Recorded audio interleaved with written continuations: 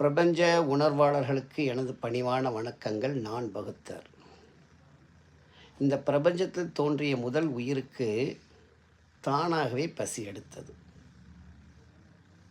அது சுயமாக அந்த பசிக்கேற்ற உணவை தேடியது. அப்படியென்றால் தானாக உருவாகிற ஒரு விஷயத்திற்கும் அதற்கேற்ப உங்களால் உருவாக்கி வினையாற்றுவதற்கும் இடையில் நடக்கும் போராட்டம்தான் இந்த மனித வாழ்க்கை பயணம். இப்பொழுது நீங்கள் சுதாரித்து கொண்டு இந்த தேடல் நிரந்தர தீர்வை கொடுக்கிறதா அல்லது தற்காலிக தீர்வை மட்டும்தான் கொடுக்கிறதா என்பதை அறிந்து உணர்ந்து தெளிந்து சுதாரித்து கொண்டு இந்த வாய்ப்பை முழுமையாக பயன்படுத்தி கொள்ளுங்கள்.